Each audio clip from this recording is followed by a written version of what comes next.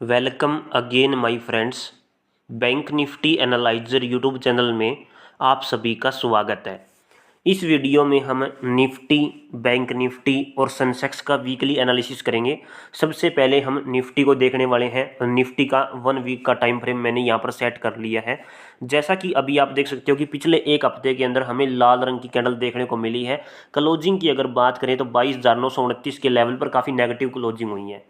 थोड़ा सा ध्यान से देखेंगे तो यहाँ पर लगभग लगभग 23,600 के नज़दीक से गिरनी शुरू हुई थी और 22,800 तक ये लगभग लगभग नीचे गिरी है, यानी कि टोटल 600 और 200 800 पॉइंट नीचे गिरी है पिछले एक हफ्ते के अंदर।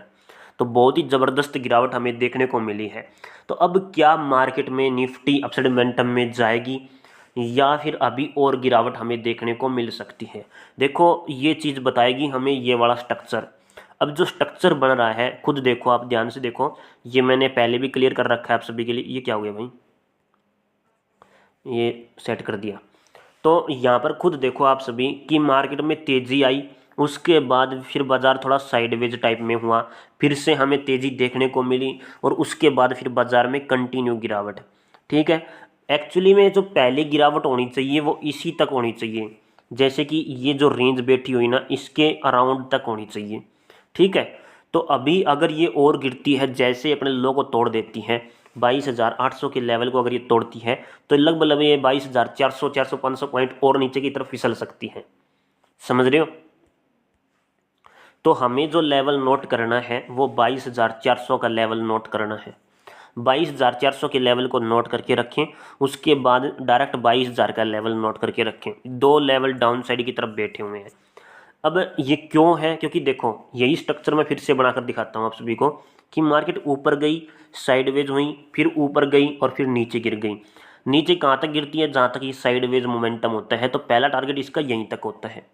समझ रहे हो? दूसरा टारगेट फिर यहाँ तक होता है जब अगर ये गिरावट में चल रही हो। प्रॉपर इसका पैटर्न, यानी कि पीछे वाला स्ट्रक्चर देखना पड़ेगा। इससे पीछे स्ट्रक्चर मतलब कि यहाँ से अगर मार्केट पहले, अब यहाँ पर देखो कि मार्केट ऐसे नीचे गिरी, देन अपसाइड मोमेंटम में गई, फिर साइडवेज हुई, फिर ऊपर गई, फिर यहाँ पर अगर नीचे गिरती है तो पहला टारगेट तो ये वाला होता है, दूसरा टारगेट ये वाला होता है, क्योंकि कंटिन्यू गिरावट हो रही है, पहले से ही गिरावट हो रही है।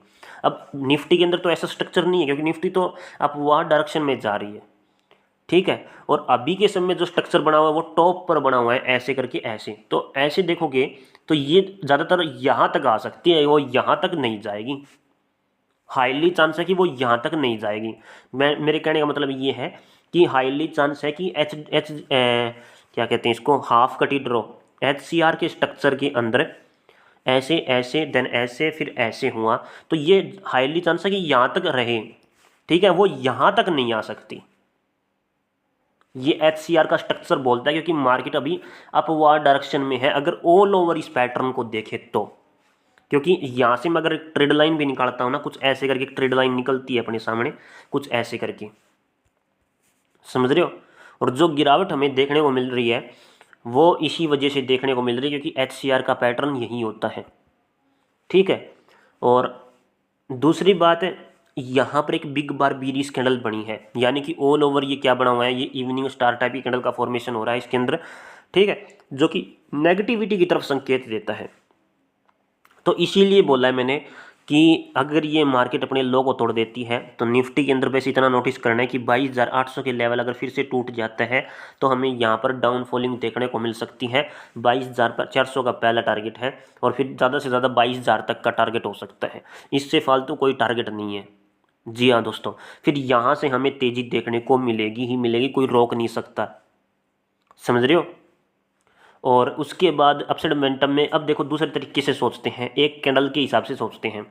अब ये कैंडल है बिग बार बीरिश कैंडल, जिसे हम बिग बार बीरिश कैंडल बोलते हैं। और इसकी स्ट्रैटेजी क्या बोलती है? इसकी स्ट्रैटेजी ये बोलती है कि भाई मार्केट रिवर्स लेकर के पहले इसके 50% एरिया तक जाए, देन फिर 100% एरिया को कवर करें। तो ऊपर की तरफ है 23,200 का लेवल महत्वपूर्ण रहेगा। ठीक है, 23,000 के ऊपर निकलने पर हम 23,200 तक का मोमेंटम यहाँ पर कैप्चर कर सकते हैं और ये 200 पॉइंट अपने पास होंगे। और यहाँ पर भी अगर कोई पॉजिटिव कैंडल बन जाती है, पॉजिटिविटी की तरफ इशारा देती है, तो लगभग लगभग 23,600 तक का मोमेंटम, यानी कि ऊपर की तरफ फिर 400 पॉइंट हो जाएंगे। क्योंकि ये जो स्ट्रैटेजी मैंने अभी लगाई है ऊपर वाली, 50% एरिया, देन फिर 100% एरिया। ये बिग बार बीरिश कैंडल वाली स्ट्रैटर्जी लगाई है। कोई डाउट? कोई डाउट नहीं है। और ये 23,200 के ऊपर जाने पर, क्योंकि इस कैंडल को भी नोटिस करोगे तो लगभग इसका लो पॉइंट यहीं पर बैठा हुआ है, तो 23,000 और 23,200 तक का पहला मोमेंटम, फिर 23,600 तक का दूसरा मोमेंटम हो जाएगा। अगर ओपनिंग के साथ में नेगेटिव चलती है और फिर से अपने लो को तोड़ देती है, एक कैंडल नीचे की तरफ क्लोजिंग हो गई, तो 22,800 के बाद 22,000 कितना था वो, 400 के आसपास का लेवल है, और उसके बाद 22,000 का लेवल बैठ जाएगा डाउन साइड की तरफ। ठीक है, अब थोड़ा सा अलग तरीके से देखें तो ये भी आप नोटिस कर सकते हो। यहाँ पर ये देखो कि बाजार नीचे गिरा, फिर साइडवेज हुआ, फिर नीचे गिर गया। अब यहाँ से मोमेंटम में उठना चाहिए। ये भी ट्रिक आपको बता देता हूँ। यहाँ पर ऑल ओवर मार्केट क्या है, डाउनवर्ड की डायरेक्शन में है। तो यहाँ पर ऐसे गई, साइडवेज हुई, फिर नीचे गिर गई, फिर यहाँ तक पहला टारगेट होना चाहिए वापस, तो मार्केट यहाँ तक आती है। ठीक है, यहाँ तक आना चाहिए। अब डायरेक्शन डाउनवर्ड है, तो ये यहाँ तक पहुँच भी सकती है और नहीं भी पहुँच सकती। ऐसे करके ऐसे हो गई, देन फिर ऐसे करके ये इस लेवल तक पहुँच भी सकती है और नहीं भी पहुँच सकती, क्योंकि डाउनवर्ड डायरेक्शन है।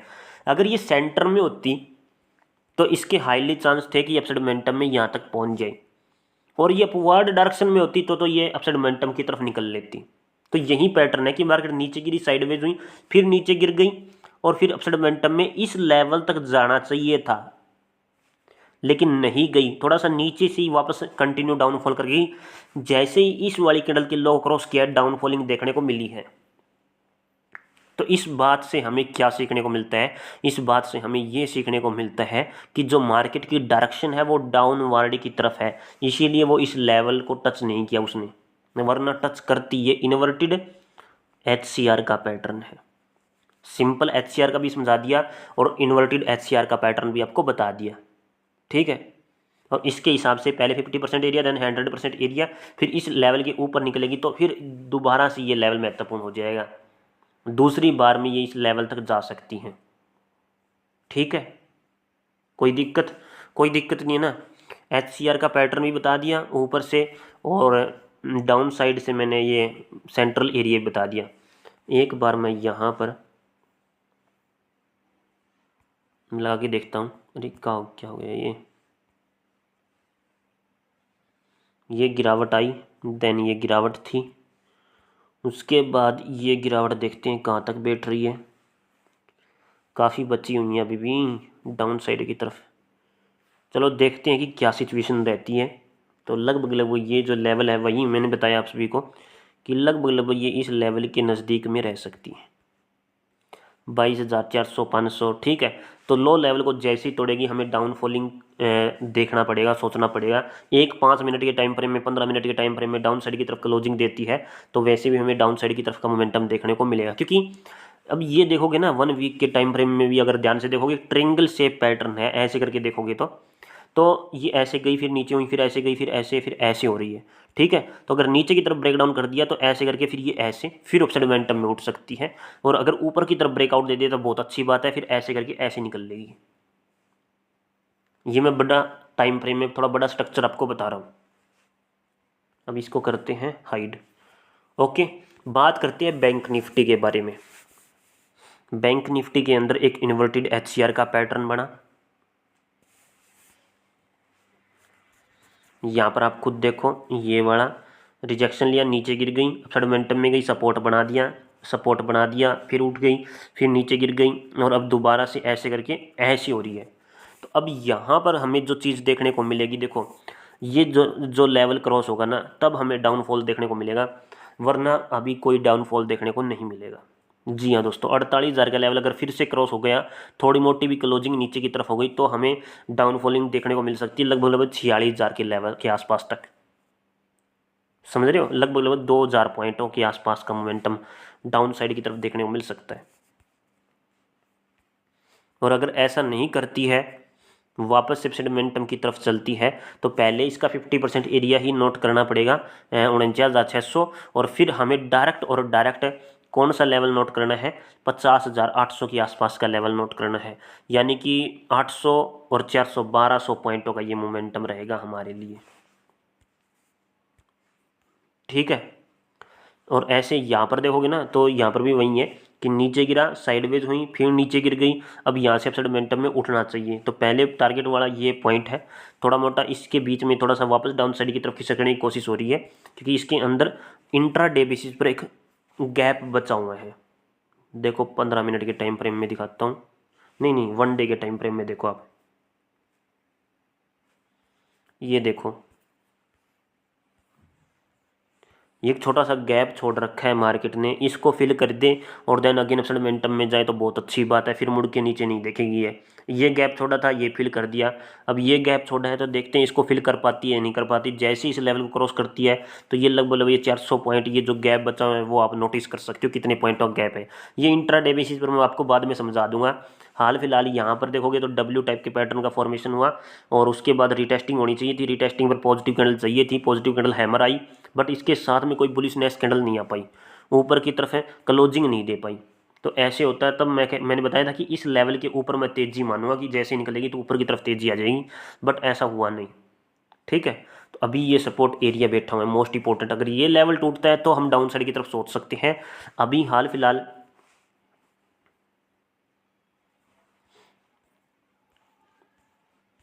इसका मिड पॉइंट ही हमें नोट करना है।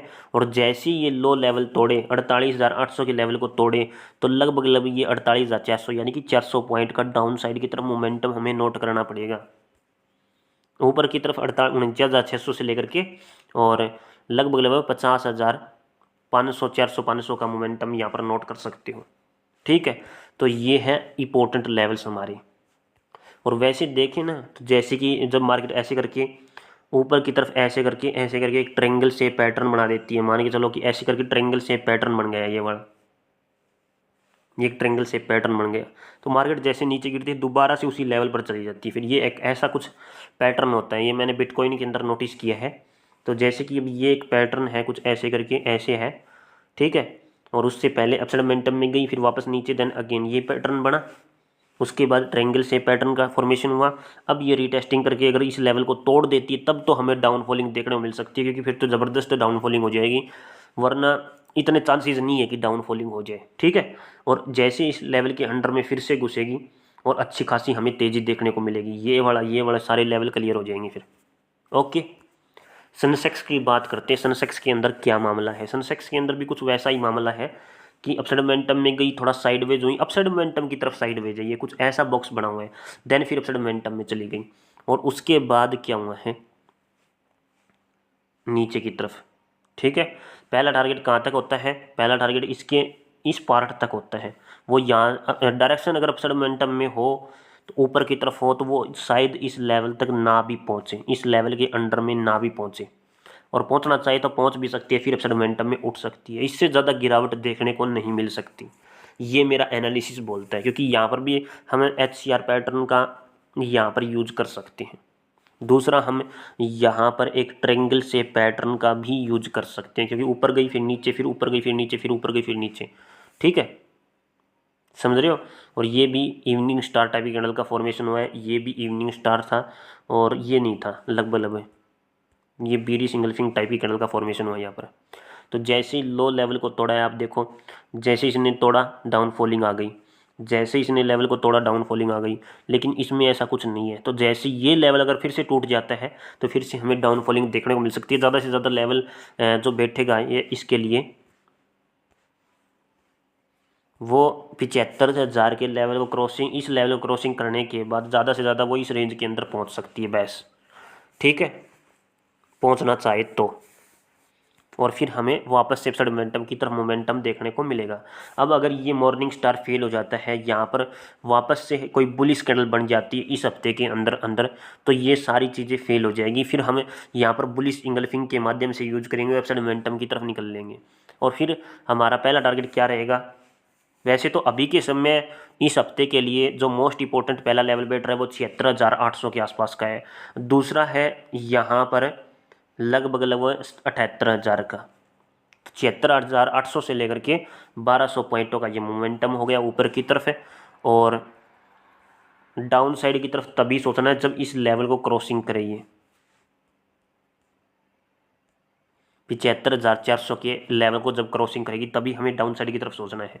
ठीक है, थोड़ा मोटा सेलिंग प्रेशर है। स्कैल्पिंग वालों के लिए कल वीडियो आ जाएगी, तो वो वीडियो ज़रूर देख लेना।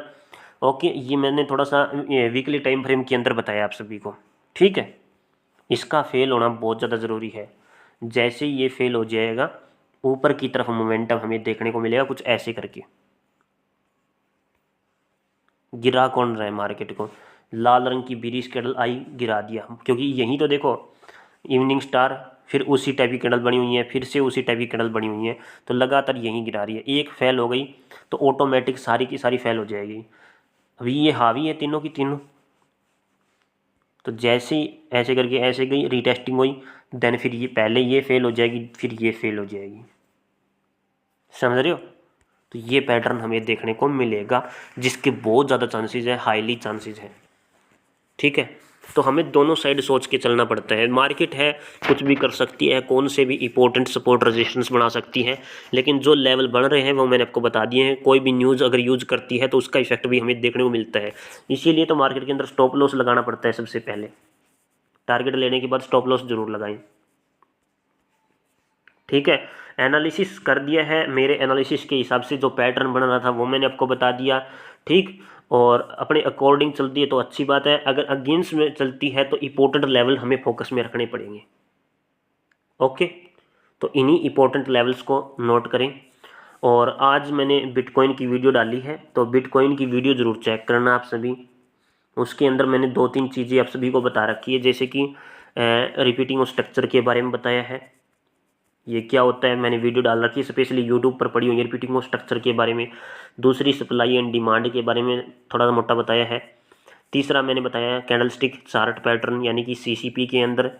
और चौथा मैंने क्या क्या बताया, स्ट्रैटर्जी बताई है। स्ट्रैटर्जी तो मैं हर वीडियो के अंदर छोटी मोटी क्लियर करता रहता हूँ।